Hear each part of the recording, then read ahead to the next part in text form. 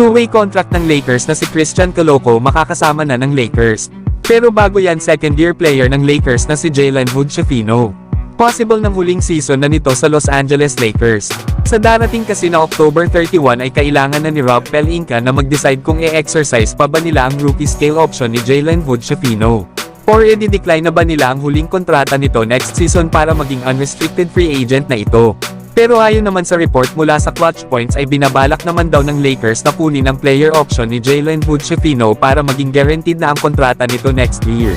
May mga kupunan daw kasi mga idol na ayaw aminin na nagkamali sila at nakaligtaan nila ang mga players na dapat talaga nilang kukunin. Si Jalen Hood-Schifino kasi ay napili ng Los Angeles Lakers bilang number 17 overall pick sa NBA draft noong 2023. Pero hindi nga naging maganda ang rookie season ni Jalen Hood-Schifino under kay Coach Darvin Ham.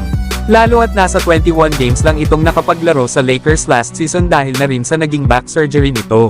Pero noong naglaro naman si Jalen Hood-Schifino sa G-League mga idol sa kupunan ng South Bay Lakers, ay naging maganda naman ang kanyang performance dito matapos niyang mag-average ng 22 points, 4 rebounds at 5 assists per game.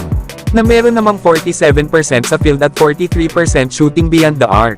Malaki din kasi ang pagkakamali ng Lakers, na hindi nila kinuha sa NBA draft noong 2023 ang kagaya nila Jaime Hawkins ng Miami Heat, Brandon Pajimski ng Golden State Warriors at Cam Whitmore ng Houston Rockets.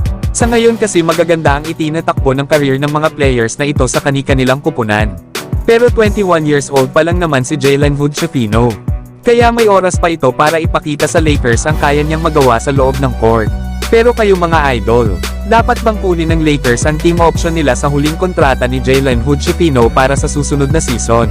Samantalang may good news naman sa mga Lakers fans. Dahil ang two-way contract nila na si Christian Coloco ay medical cleared na para mag-practice kasama ng Los Angeles Lakers. Pinayagan na kasi ito ng NBA Fitness to Play panel na mag-practice kasama ng Lakers. Sa hindi nga pala nakakaalam ay kinuha ito ng Lakers para sa kanilang two-way contracts. Pero dahil nga sa blood clot issue nito ay hindi pa ito makakasama ng Lakers kahit sa kanilang practice. Pero ngayon ay pinayagan na ito pero hanggang practice pa lang muna. Kaya hindi pa ito makakasama ng Los Angeles Lakers sa kanilang mga susunod na laro. Si Christian Coloco nga ay isang 7-footer big man. Pinili nga rin ito ng Toronto Raptors bilang 33 overall pick noong 2022 NBA draft. Nasa kanyang ang rookie season sa loob ng 58 games ay nag-average ito ng 3 points, 2 rebounds at 1 block sa loob ng 14 minutes of playing time. Pero dahil sa na-diagnose ito na may blood clot issue ay hindi ito nakapaglaro sa 2023-24 season. Hanggang sa i-waive na nga ng Toronto Raptors ang kanyang kontrata. Na nagkaroon naman ng Lakers ng pagkakataon para kunin ito noong off-season para sa kanilang two-way contract. Kaya naman ay good news ito sa Los Angeles Lakers na maaari nang magkaroon si Anthony Davis ng partner na sentro. Ito ay para makabalik na rin ito sa pagiging power forward. Pero sa ngayon mga idol ay tanging sa practice pa lang ng Lakers natin makikita si Christian Coloco.